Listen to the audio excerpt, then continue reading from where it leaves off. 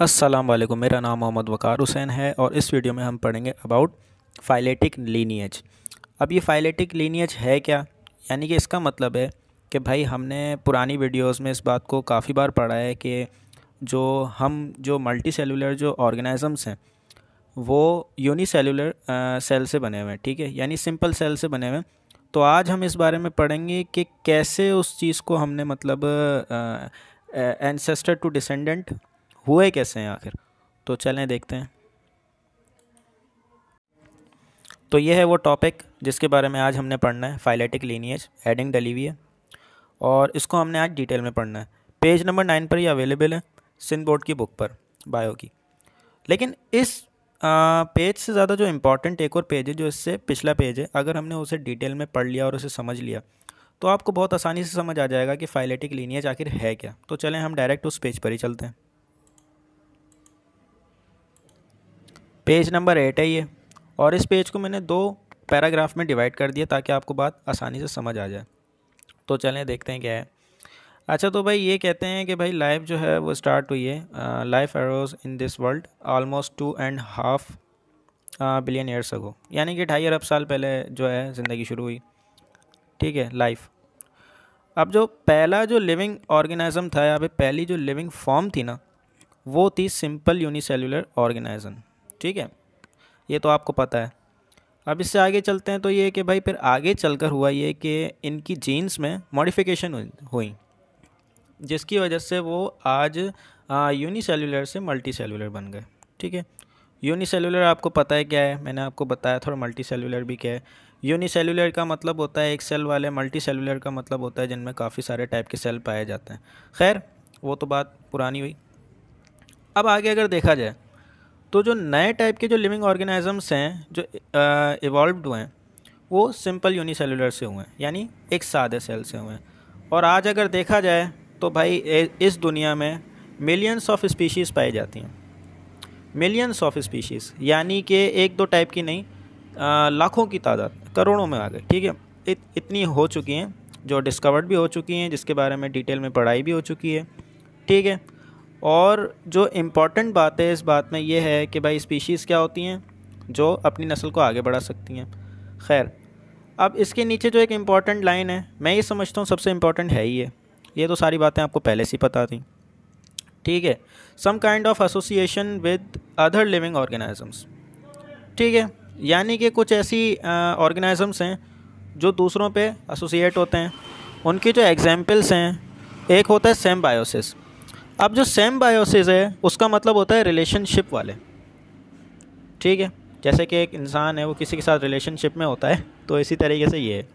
अब रिलेशनशिप किस टाइप का, कि भाई 2 ऑर्गेनिजम्स हैं और दोनों को मतलब फ़ायदा होता है, ठीक है, दोनों को बेनिफिट मिलता है।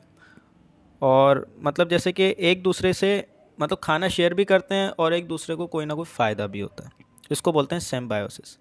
इसको आसानी से समझाने का जो है तरीका वो ये है कि 2 फ्रेंड्स होते हैं, वो एक ही कॉलेज में या फिर एक ही यूनिवर्सिटी में ब्ला ब्ला ब्ला कहीं भी पढ़ रहे होते हैं। तो भाई एक बोलता है कि यार आजा यार, आज तू मेरा एक काम कर दे, मेरा जो है मतलब सेमेस्टर बना दे या फिर मेरा होमवर्क कर दे। और अगला बोलता है ठीक है यार, मैं भी तेरा कर रहा हूँ, जब मेरी बारी आएगी तो भी तू भी कर दियो। इसको बोलते हैं सिम्बायोसिस, आसान अल्फाज में, ठीक है। ये दोनों को फ़ायदा हो रहा है, समझ गए। यानी कि भाई सिम्बायोसिस क्या है कि भाई दोनों को फ़ायदा हो रहा है और नुकसान किसी को भी नहीं हो रहा, ठीक है। जो तीसरा दोस्त है उसको नुकसान नहीं हो रहा क्योंकि वो कोई भी काम नहीं करके ना दे रहा है ना करवा रहा है ठीक है। अब उससे आगे जो है वो है भाई पैरासाइटिज़म्स। पैरासाइट आपको पता है क्या है, कि भाई मैंने आपको बताया था, जो जैसे कि मॉस्किटो है, अब वो प्लाज्मोडियम देगा, ठीक है, और उसके बदले में ब्लड लेगा। मतलब एक को हो रहा है नुकसान और एक को हो रहा है फ़ायदा, ठीक है। मच्छर आया, बॉडी पे बैठा, वो तो खून चूस गया ना, उसके बदले में उसे जो तोहफा दे के गया है उसकी वजह से उसे डॉक्टर पे जाना पड़ रहा है। समझ आ रही है बात। इसको बोलते हैं पैरासाइटिज्म, ठीक है। अब इससे अगला जो है वो है म्यूचुअलिज्म।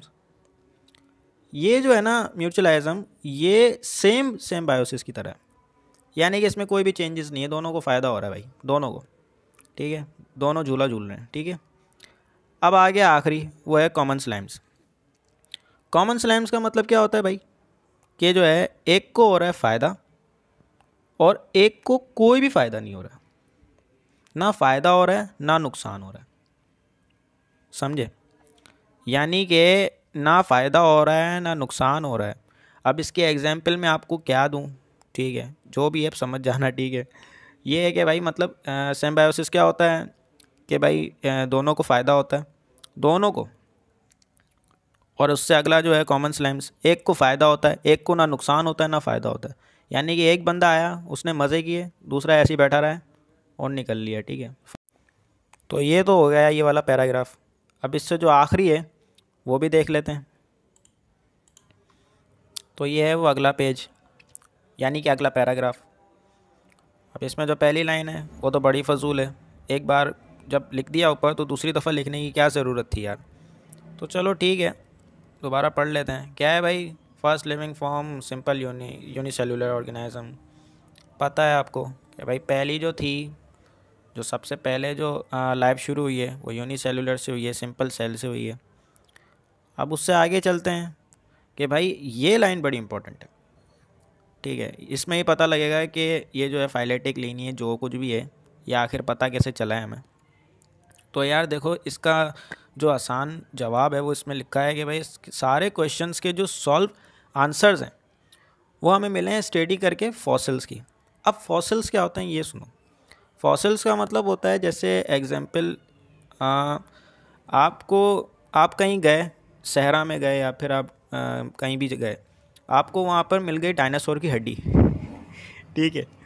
अब आपने जब उसको उठाया तो देखा वो एक फॉसिल है, क्योंकि वो एक लिविंग ऑर्गेनिज्म की कोई भी पार्ट, यानी कि लिविंग ऑर्गेनिज्म का कोई भी पार्ट आपको पुराने दौर के लिविंग ऑर्गेनिज्म का अगर आपको मिले तो उसको कहते हैं फॉसिल, समझे?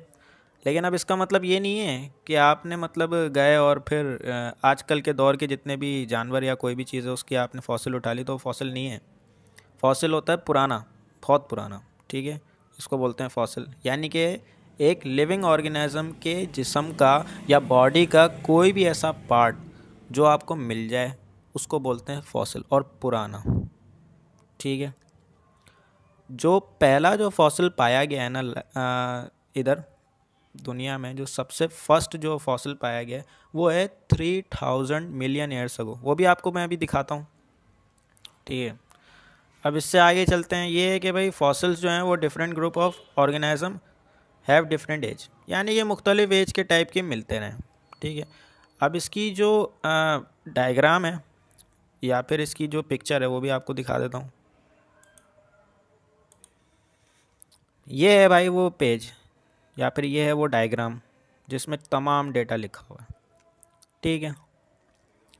सबसे पहले जो मिला है, जो लिविंग ऑर्गेनिज्म का जो मिला है फॉसिल, वो है भाई तकरीबन 3000 million years ago. 3000 million years ago, बहुत पुराना, ठीक है।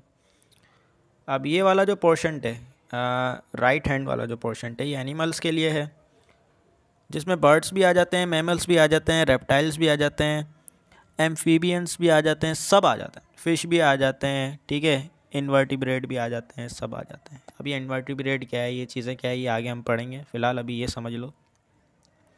और जो सेकंड है वो है प्लांट्स के बारे में, ठीक है। अब ये जिम्नोस्पर्म्स है, एंजियोस्पर्म्स है, ठीक है। ये भी आपको आगे बात समझ आएगी, अभी ज़रूरत नहीं है समझने की, फ़िलहाल ये इतना इम्पॉर्टेंट है नहीं।